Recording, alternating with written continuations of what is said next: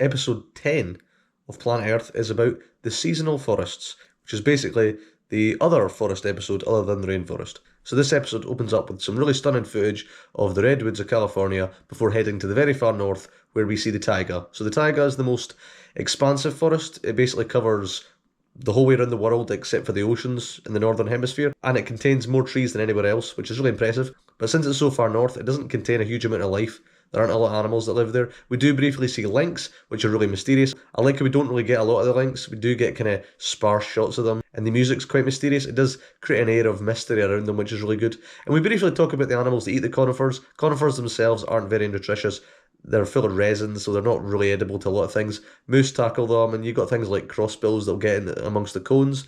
But generally speaking, most animals can't really eat them, hence why there aren't very many animals there. But we spend a bit of time with the wolverine. That's the animal we spend the most time with in the taiga. And the wolverine's really good. It's just, I think at the time we hadn't seen a lot of wolverine footage. We still haven't, to be honest. This is probably the best wolverine footage we got until Mammals, which came out this year. So, quite a long time. We just see it feeding on a dead caribou. Its other name's the glutton, so it's an animal that eats quite a lot in one sitting. And it's cool just watching it feeding, because, again, it's an animal we don't see very often. And then when winter ends and the snow melts, we see the other animals come out. We see capercaillies fighting. We've seen capercaillies fighting before, but it's always good. I think it's always entertaining. Nothing's going to top that footage of the capercaillie charging at David Attenborough, knocking him over. And that's still to be beaten in my eyes. And then we go back to the redwoods, and we can explore them a bit more. The redwoods are, pretty impressive. They just are really cool. They're iconic.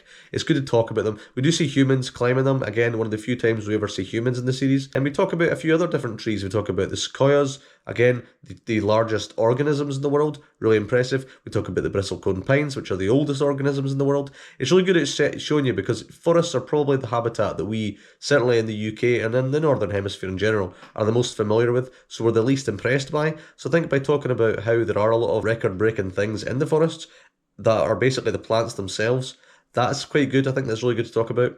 We see other animals in the coniferous forests. We talk about pine martens. We see them hunting squirrels. That's quite cool. Again, pine martens are an animal you don't see very often. Like the capercaillies, for me, that was an animal that, because I know that they're found in Scotland, but I don't see them very often, or to be honest, haven't seen them at all.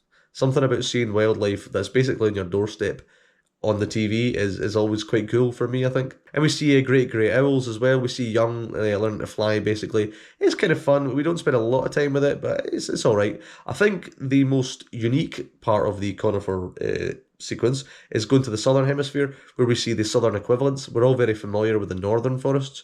I don't think we're as familiar with things like the monkey puzzle trees or the weird ones in Chile, where you see a lot of miniature animals. You see Pudu, this really small deer, and cod, which is a very small species of cat.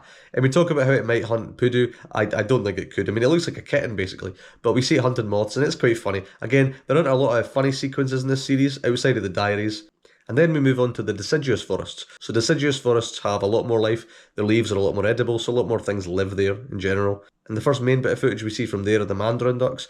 So the mothers have their nests in trees, and when it's time for the chicks to leave the nest, they have to obviously jump out the tree, which is quite cool. It's quite a fun sequence. The music is very reminiscent of the Superman theme, which is kind of funny. It does last for quite a while. It's one of the more expansive bits of the episode, and it's just nice. I think ducklings as well are quite cute. So I mean, all for that. And then we get the cicadas. So the cicadas are kind of the opposite of that. They are very much portrayed as quite haunting and almost like zombies.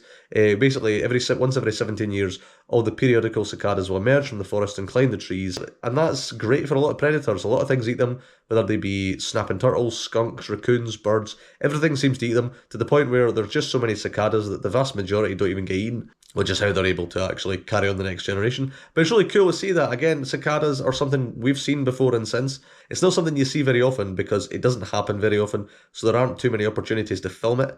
I think after this, the mating game might have been the next one. And to be honest, we're not going to get another one for quite a long time, so the currency can't really be diluted too much with that. So I think that's quite cool. Then we get red deer rutting. That's quite cool as well. We see them just fighting in the forest. I've seen red deer fighting before and since this. I've seen it probably more impressively done, but it's still a good sequence and I still enjoyed it.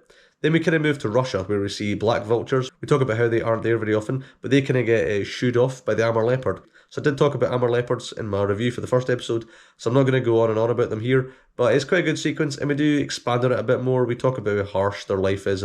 Seeing this did have an impact on me watching it for the first time. I think this did make me more aware of conservation maybe. So I think that's something I could say for this sequence. And then we talk about growth in the forest. So it's not as impressive as the growth sequence in the jungles episode, which was portrayed as this proper struggle for survival. But it's still a really impressive thing because it's such a rapid growth. In a way, it's more impressive than anything you will see in the rainforest. Obviously, compared to the jungles, this is a seasonal forest, so we do go through the motions where leaves will turn orange and then die. Autumn's generally a really good time to see leaves. They look really nice. And the example they use to show autumn is in India, which isn't where you'd automatically go, but it's still a deciduous forest, so it's worth talking about. And it's cool seeing all the different animals, the langurs, the deer, the birds, and the tigers that gets the langur. Again, they didn't I like how the tiger wasn't the main focus, it was still the forest. Tigers could easily overshadow anything else in this episode, but I like how they are very briefly used.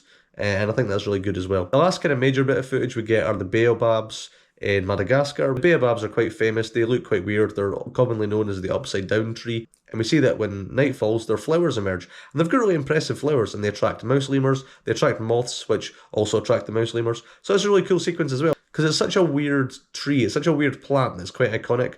But I don't think anyone really thinks of them flowering, they just think that they look strange. So it's cool to talk about that as well. We kind of get a little wrap up of the episode, and it's kind of nice, but then we get the diaries. So the diaries is hilarious. This is the funniest diaries we get. We basically get an odd couple of this really British cameraman who's quite sarcastic and this French balloonist, and the two of them partner up to try and film the baobabs, and it's just hilarious. It's literally just them crashing into trees. We don't get a lot of actual footage of any wildlife at all. It's just them having this little double act. The main guy, the main cameraman, whose name I can't remember, is hilarious. He's great. His sarcasm's great throughout the sequence. A lot of his little banter is really good. Yeah, I thought it was really good. It's really funny. Really funny way to end the episode. Again, I think it's probably funnier than the Birds of Paradise one. But again, I like how this series reminds me of how great the diaries can be. I mean, they are really good in general, but this series they're just great. They really tried really hard with them. So yeah, this episode's pretty good. I often think of this one as being one of the weaker episodes, but to be honest, I'd liked pretty much everything in this episode. I will say nothing stands above the grey white sharks or the elephants and the lions or the cordyceps or anything like that. But it's still pretty good. I think the highlights might have been the Mandarin ducks for me, to be honest. I mean, outside of the diaries were brilliant. But again, the Mandarin ducks were really cool. The Wolverine. Yeah, there's a lot to like in this episode. I think it was pretty good. So yeah, what did you think of this episode? Did you like it? What were your highlights? Feel free to let me know. And yeah, as ever, feel free to like, comment, and subscribe. Or don't, it's entirely up to you. Next week, I'll be doing the last episode, which is Ocean Deep. Of course it is. So yeah, look forward to that, and I will see you next week, and goodbye.